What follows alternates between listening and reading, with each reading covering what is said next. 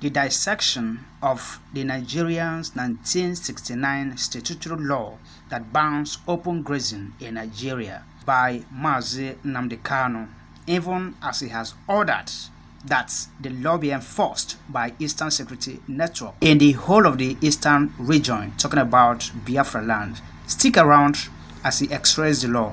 But please do well to subscribe to this very channel and click the notification bell. Thanks to those who have done that, and may Elohim bless all of you alike in Jesus' name. If they say IPOB, do you know what makes us formidable? Because we're all intelligent people. Do you think it's easy to convince an Igbo man to follow an ideology? Go and try now. I say go and try. You think it's easy to convince an Ibibio man to love an Igbo man to pursue an ideology? I say go and try. You think it's easy to convince an Efik man to love an Ibibio man, to love an Igbo man, to pursue an ideology? I say go and try.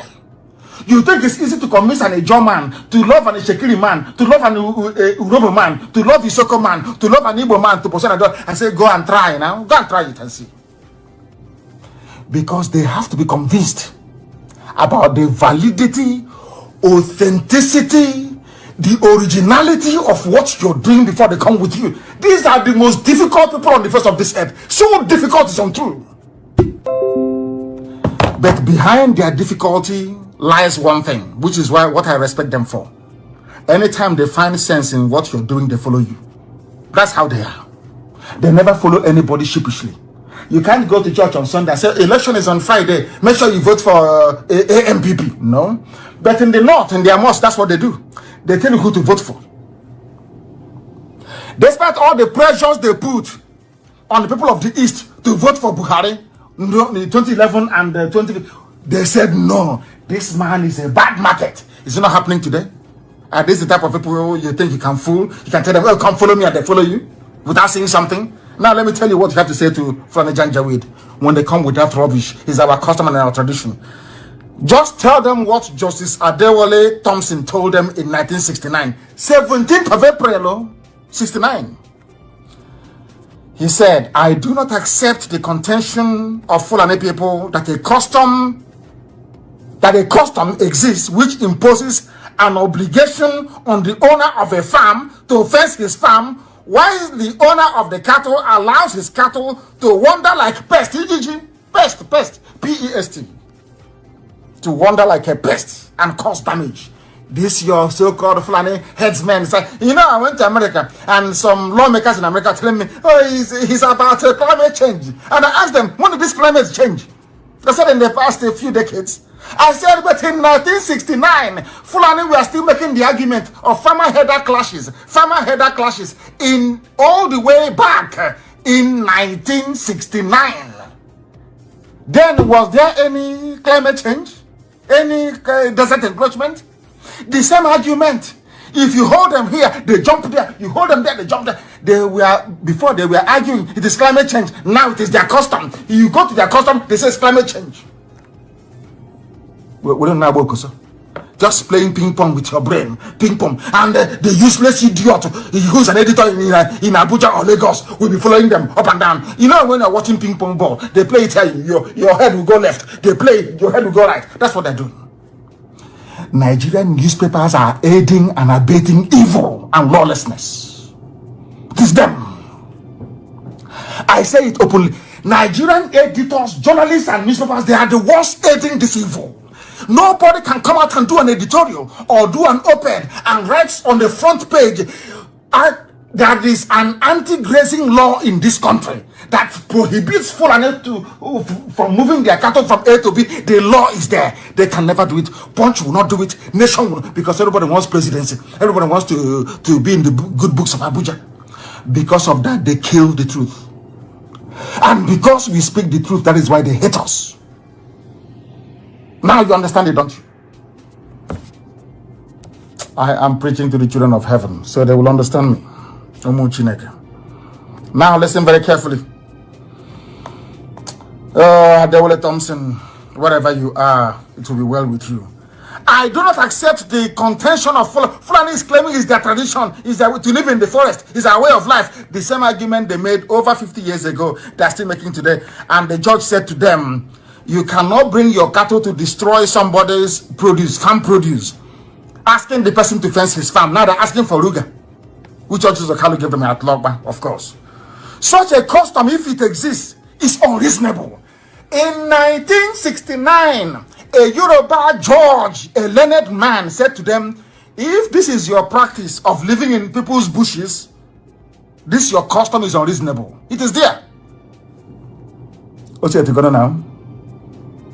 Now tell me why you will question the formation of ESN. Tell me why any sensible beast will question why ESN was formed or why Amotekun was formed. Just tell me. When the people you are dealing with are unreasonable, do not move your cattle. That is what the law says. If you say it is your tradition or your custom, this your tradition is unreasonable. A judge told them something that politicians, even judges these days, they can't even hear the case. Talk less of making such pronouncement. They will kill you in the court. They can't. Is it very clear now? Is it very clear now to all of you? Jumping up and down?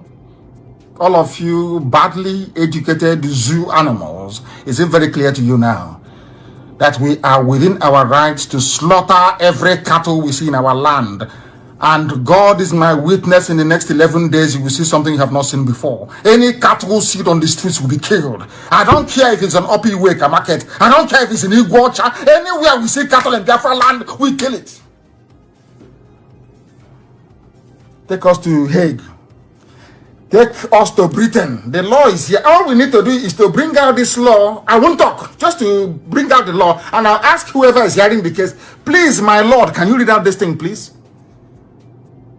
After reading it, the idiot will feel ashamed of him or herself for having accepted to hear the case in the first place. Justice Thompson said, this your practice or custom, if I thought it exists, so it's unreasonable to impose the burden of fencing a farm on the farmer without corresponding obligation on the cattle owner to fence his cattle. Why don't you fence your cattle? The judge asked them. 1969, no? I don't know.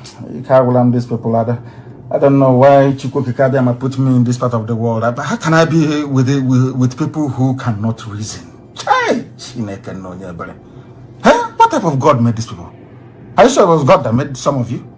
Are you sure it's the same God that created other races that made some? You people are just horrible people. You have refused to reason. So it is silly for any state governor to tell you that he needs anti-grazing law. Nobody needs anti-grazing laws. Nobody. No, you don't. Anywhere you say for a cattle, kill it. You don't need anti-grazing law. You need. Is there? The law is there already. In 1969, the law is there.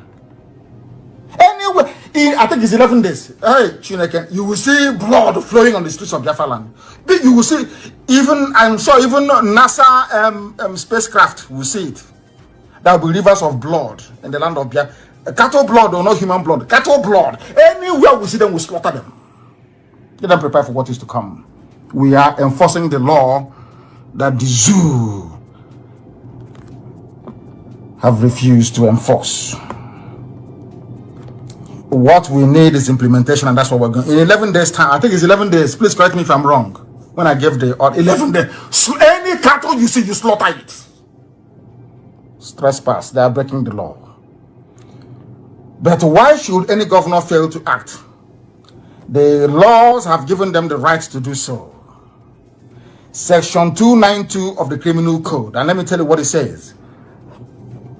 It is lawful for any person who is in peaceable possession of any land, structure, vessel, or place, or who is entitled to the control or management of any land, structure, or vessel or authority to use such force as is reasonably necessary in order to prevent any person from wrongfully entering upon such land. I want to tell the people who are yapping, people who are talking rubbish, under Nigerian Criminal Code, Section 292, everything that was done in Bende is legal. When we catch Fulani killer headsmen, drive them away from our bushes, and slaughter their cattle, we are within the laws. That's what the law says. And let me remind the fools about this very law. Section 292 of the criminal code. It says that anytime you see Fulani entering your land with their cattle, kill the cattle. It's here. The laws of Nigeria. The laws of Nigeria. And thank you very much. Somebody said that the poster should be printed in Hausa, in English, and in maybe in Fulfude, Fulani language, Fulbe or Fulfude they call it. 3 languages. In 11 days' time, Elohim is our witness. Any cattle seen on the streets anywhere, brother, will be slaughtered. Let me tell you what they're going to do. They'll come with the army and the police.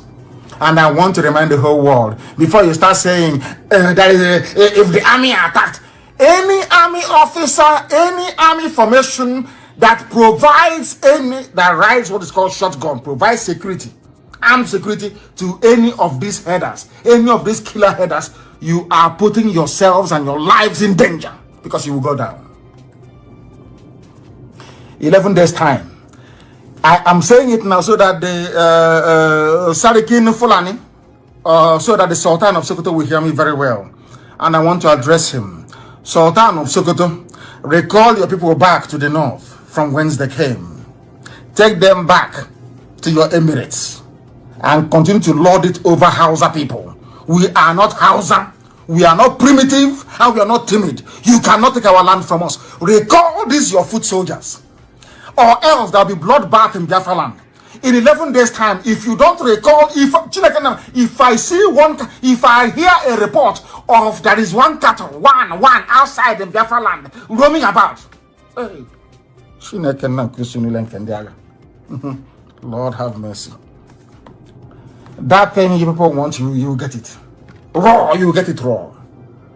And then you will know that 67 to 70 is not this time that we live in. The world has moved on. The world has moved on. We are about to shock you bastards. We are about to shock you. In your next life, when you hear Nnamdi Kanu, you say, no, I don't want to be born yet. Thank you very much for listening to that voice broadcast from our leader, Nnamdi Kanu. I want to use this opportunity to tell all our Biafran families who are residing in the northern part of Nigeria to start coming back now, because you know, the reason why the Northerners are still calm is because their game planners, being these British men, they have already told them to keep calm, because if they do anything crazy, it's going to disintegrate Nigeria automatically. That's why they stay calm. Please, for the sake of humanity, you guys should bring back those young ones who cannot decide for themselves, who cannot say, oh, we need to go now. The north is no longer safe for anyone to live, especially when you are from Biafra land.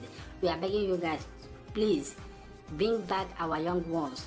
Those ones, they still have grandparents in Biafra land. You know, send them to their grandparents. You know, those money you are using for them there in the north, channel all of this money to them in Biafra land. Then they can be safe. If something happens to you there, we can easily say that you made a sacrifice for your family. You know, it's not good for all your family members to reside in the north this time around. You know.